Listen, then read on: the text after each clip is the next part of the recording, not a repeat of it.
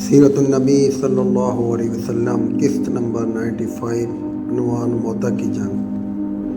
عمرے سے فارغ ہو کر حضور اکرم نبی صلی اللہ علیہ وسلم مدینہ منورہ پہنچے تو ایک سنگین واقعہ پیش آ گیا۔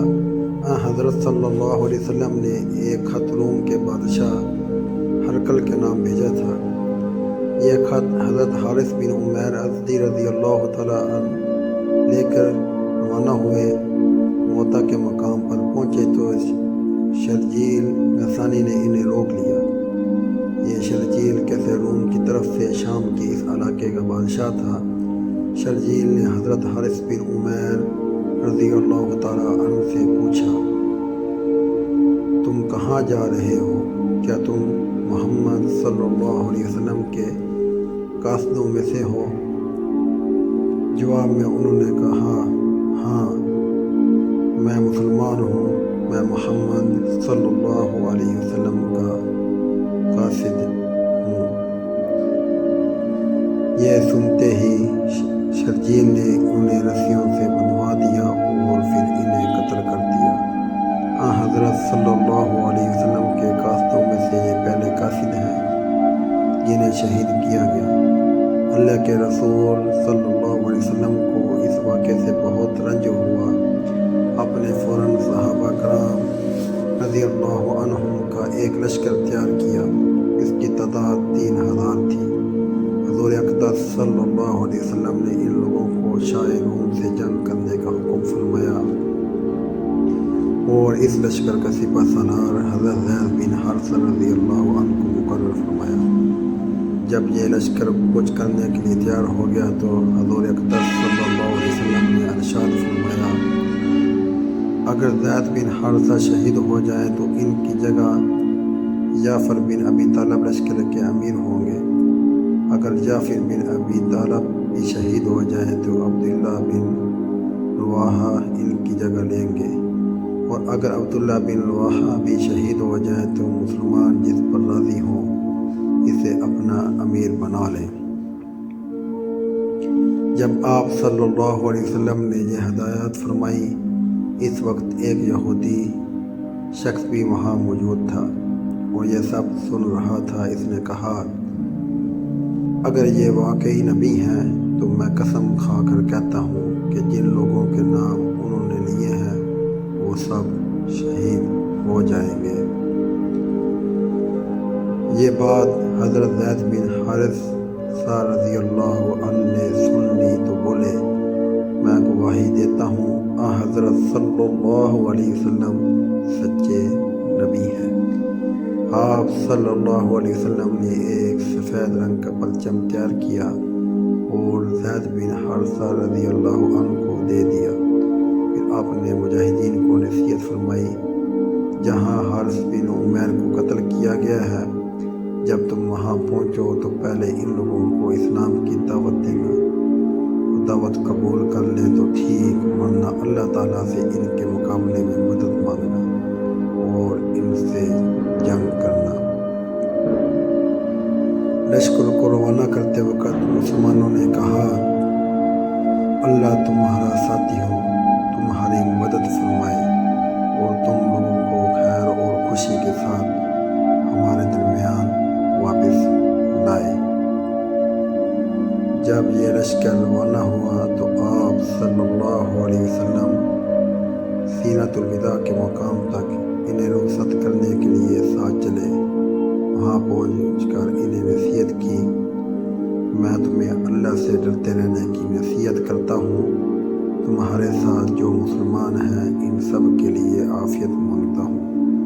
اللہ کا نام لے کر آگے بڑھو، اللہ کے اور اپنے دشمنوں سے شام کی سرزمین میں جا کر جنگ کرو۔ وہاں تمہیں عبادت گاہوں، خانقاہوں میں رہنے والے ایسے لوگ ملیں گے جو دنیا سے کٹ گئے ہیں۔ ان سے نہ الجھنا، کسی عورت پر کسی بچے پر تلوار مت اٹھانا، نہ درختوں کو کاٹنا اور نہ عمارتوں کو مسمار کرنا۔ اسلام کے یہ جنگی قوانین ہیں۔ کتنا اچھا ہمارا پیارا اسلام ہے، کتنے اچھے قوانین ہیں۔ عام مسلمانوں نے بھی انہی رخصت ہوتے ہوئے کہا، اللہ تمہاری حفاظت فرمائے اور تمہیں مال غنیمت کے ساتھ واپس لائے۔ ان دعاؤں کے ساتھ لشکر روانہ ہوا اور شام کی سرزمین میں پہنچ کر پڑاؤ ڈالا۔ اس وقت صحابہ کرام رضی اللہ عنہم کو معلوم ہوا کہ روم کا بادشاہ شہنشاہ ہرقل 2 لاکھ فوج کے ساتھ ان کے مقابلے کے لیے تیار ہے۔ اس کے علاوہ عرب کے نصرانی قبائل بھی چاروں طرف سے آ کر ہرقل کے فوج میں شامل ہو گئے ہیں اور ان کی تعداد بھی 1 لاکھ کے قریب ہے۔ اس طرح لشکر کی تعداد 3 لاکھ تک جا پہنچی تھی۔ ان کے پاس بے شمار گھوڑے تھے، گھوڑے ہتھیار اور ساز و سامان بھی تھا۔ اس کے مقابلے میں مسلمانوں کی کل تعداد صرف 3000 تھی اور ان کے پاس ساز و سامان بھی برائے نام تھا۔ یہ تفصیلات معلوم ہونے پر اسلامی لشکر وہیں رک گیا۔ 2 رات تک انہوں نے وہاں قیام کیا اور آپس میں مشورہ کیا، کیونکہ اتنی بڑی تعداد والے دشمن سے صرف 3000 آدمیوں کے مقابلے کرنے کے بارے میں سوچا بھی نہیں جا سکتا تھا۔ قدرتی بات ہے کہ صحابہ کرام رضی اللہ علیہم اجمعین نے کسی نے مشورہ دیا، ہمیں چاہیے یہاں رک کر رسول اللہ صلی اللہ علیہ وسلم کو اطلاع دیں کہ تاکہ ہمیں کمک بھیجیں یا واپسی کا حکم فرمائیں۔ اس پر عبداللہ بن رواحہ رضی اللہ عنہ نے پرجوش لہجے میں کہا، لوگوں، تم اس مقصد سے جان بچا رہے ہو جس کے لیے وطن سے نکلے ہو۔ تم شہادت کی تلاش میں نکلے تھے۔ ہم دشمنوں سے نہ تو تعداد کے بل پر لڑتے ہیں اور نہ طاقت کے بل پر، ہم تو صرف دین کے لیے لڑتے ہیں۔ دین کے ذریعے ہی اللہ تعالیٰ نے ہمیں سرفراز فرمایا ہے۔ اب یا ہمیں فتح ہوگی یا شہادت نصیب ہوگی۔ ہمارا سب مسلمانوں کو یہی ایمان۔ یہ پرجوش الفاظ سن کر صحابہ کرام بول اٹھے، اللہ کی قسم، ابن رواحہ نے بالکل ٹھیک کہا۔ چنانچہ اس کے بعد لشکر آگے روانہ ہوا اور یہاں تک کہ موتا کے مقام پر پہنچ گئے۔ اس مقام پر رومی لشکر بھی مسلمانوں کے سامنے آ گیا۔ حضرت زید بن حارثہ رضی اللہ عنہ نے رسول اللہ صلی اللہ علیہ وسلم کا پرچم ہاتھ میں لیا اور دشمن کی طرف بڑھے۔ صحابہ کرام رضی اللہ علیہ اجمعین ان کی قیادت میں رومی لشکر پر حملہ آور ہوئے۔ مسلمانوں نے زبردست حملہ کیا تھا۔ ادھر رومی بھی آخر 3 لاکھ تھے، انہوں نے بھی بھرپور حملہ کیا۔ تلواروں سے تلواریں ٹکرانے لگیں، نیزے اور تیر چلنے لگے، زخمیوں کی آوازیں بلند ہونے لگیں، گھوڑوں کے ہنہنانے اور اونٹوں کے بڑبڑانے کی آوازیں گونجنے لگیں۔ اس حالت میں زید بن حارثہ رضی اللہ عنہ پرچم اٹھائے جنگ کر رہے تھے اور مسلسل آگے بڑھ رہے تھے۔ ان پرجوش کی ایک ناقابل بیان کیفیت جاری تھی۔ ان پر جوش کے قابل ان کے ہاتھوں کتنے ہی رومی جہنم رسید ہوئے، آخر وہ لڑتے لڑتے شہید ہو گئے۔ اس وقت حضرت جعفر رضی اللہ عنہ نے پرچم لے لیا اور وہ اپنے سرخ رنگ کے گھوڑے پر سوار تھے۔ اب مسلمان ان کی قیادت میں جنگ کرنے لگے۔ انہوں نے اس قدر شدید جنگ کی کہ بیان سے باہر ہے۔ لڑتے لڑتے ان کا ایک بازو کٹ گیا۔ انہوں نے پرچم بائیں ہاتھ میں پکڑ لیا۔ کچھ ہی دیر بعد کسی نے ان کے بائیں بازو پر وار کیا اور وہ بھی کٹ گیا۔ انہوں نے پرچم کو اپنی گود کے سہارے سنبھالے رکھا اور اسی حالت میں شہادت کا جام نوش فرمایا۔ اس وقت حضرت عبداللہ بن رواحہ رضی اللہ عنہ آگے آئے اور پرچم اٹھا لیا۔ انہوں نے گھوڑے کے بجائے پیدل جنگ کرنا مناسب جانا اور دشمنوں سے مقابلہ شروع کر دیا۔ انہوں نے بھی بہت دلیری سے جنگ کی، یہاں تک کہ شہید ہو گئے۔ اب مسلمان اور عیسائی ایک دوسرے کے صفحے میں گھس چکے تھے اور جنگ گھمسان کی ہو رہی تھی۔ کافروں کی تعداد یوں کہ بہت زیادہ تھی اور مسلمان صرف 3000 تھے، لہذا ان کی تعداد کو اس تعداد سے کوئی نسبت ہی نہیں تھی۔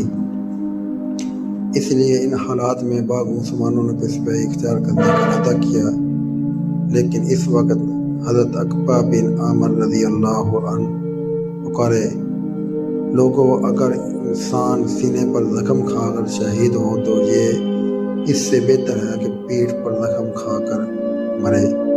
ایسے ہی حضرت ثابت بن ارقم رضی اللہ عنہ نے آگے بڑھ کر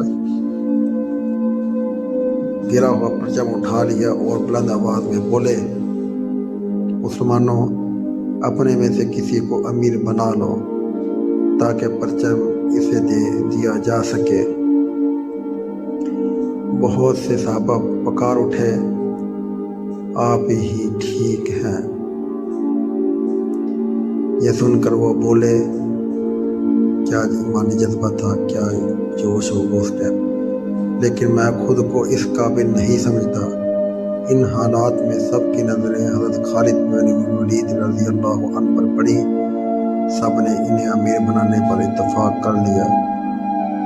یہ بھی کہا جاتا ہے کہ خود حضرت ثابت بن ارقم رضی اللہ عنہ نے پرچم ان کے حوالے کیا اور کہا تھا، جنگ کے اصول اور فن آپ مجھ سے زیادہ جانتے ہیں۔ حضرت خالد بن ولید رضی اللہ تعالیٰ عنہ۔ اس پر حضرت خالد بن ولید رضی اللہ تعالیٰ عنہ بولے، نہیں، میرے مقابلے میں آپ اس پرچم کے زیادہ حقدار ہیں، کیونکہ آپ ان لوگوں میں سے ہیں جو غزوہ بدر میں شریک ہو چکے ہیں۔ آخر سب کا اتفاق حضرت خالد بن ولید رضی اللہ تعالیٰ عنہ پر ہو گیا۔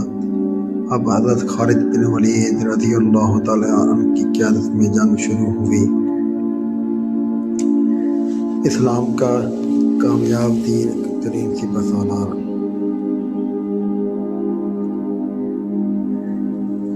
یہ سیرت کے موضوع پر میری ویڈیو جاری ہے۔